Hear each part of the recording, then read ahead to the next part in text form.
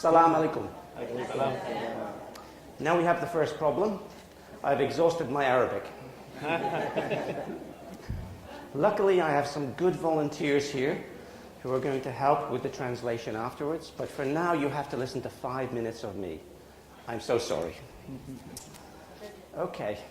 I think it was very brave of the organizers tonight to ask me to come along and to make a presentation to you, especially as I don't speak any Arabic, so I apologize if you're getting a headache now. And I think it was especially brave of Mohammed, not only to surprise me in this way, but to surprise his translators on the panel here, and also Youssef and anybody else who gets to ask to help. So thank you, Mohammed. So I thought it would be helpful if I gave you some help tonight to make sure that you went away with something that you could use and that would help you in your career, not just as a trainer, but as a professional. So what was I thinking about? Well, the thing that came to mind is a story that I've been hearing wherever I am in the world these days. And it's a common issue for professionals everywhere. What they say to me is, Ciaran, what can I do? I am overloaded with work. I have no time for anything. And the thing that is being sacrificed is my personal time, my professional development. So I'm doing the work that my company needs me to do. But that's what's happening. It's no more than that. And this is a common situation for people. So if you're under pressure, you have to deliver. You deliver what your company needs, and the thing that suffers is your development. Now that's okay over a short period of time. You can sustain it. It doesn't make a big impact. But in the longer term, it means that you are degrading your ability as a professional, and in this case, as a trainer. And that's not good. It's not good for you, and it's not good for the people that you help. So what can you do about it? You've got an even bigger problem if you're a training and development professional, because not only do you need to stay current, you also have to set an example to others. You have a responsibility to be a role model with continuing professional development so that others can see that it's done properly, and you give them a great example. So if you're not doing it, why should they? So, how can you balance all these things? How can you find a way to deliver what your company needs and stay professional and be a role model? That could be one way, but I'm going to give you 4 steps tonight to help you manage what I call continuing professional development in an era of overload, work overload. So I'm going to start with the first lesson. Set yourself some achievable and realistic goals. When we do development, we think, well, I'm going to stretch myself. It's part of the development process. It's a natural thing for us to do. But what you shouldn't do is stretch yourself too far. You may break, and that's not good. So be realistic in the goals that you set yourself.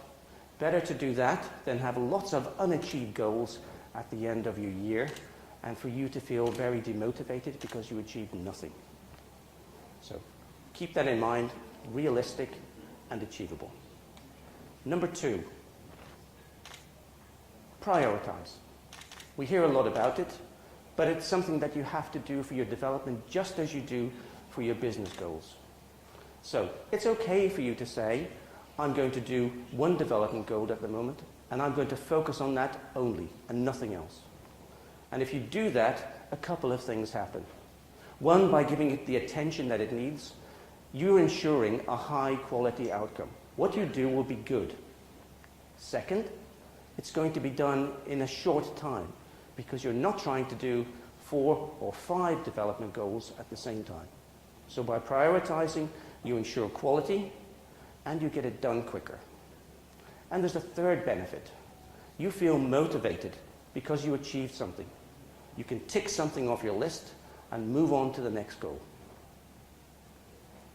Number 3, use naturally occurring opportunities. If you're a busy person, you can't afford to take on extra work. And sometimes a development task can seem like extra work. So don't do that. Use the work that you have to get your development. How can you do it? It might be that your boss asks you to take on a project or to take on responsibility for some new area of the department. This is development. It's not another task. It's a development opportunity for you. So take it. Use it. Don't pass it by. Number 4, it's about using the resources that you've got available to you, because probably you don't have so many and you don't have time to look for any others. So what kind of things can you use? Well, maybe you could use this forum as an example. It's here, you're here, why not take advantage of it? And there are other forums in the area that you can be part of and become a member of. I encourage you to do that because it doesn't take any more time. It can happen in your spare time, in the evening, at the weekends, or like this. So, 4 steps to manage your CPD, even if you have no time at all.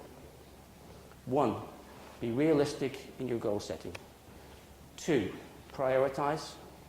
3, use naturally occurring opportunities. And 4, use readily available resources. I hope that you'll find this helpful and that you'll be able to use it, and I wish you every success with it.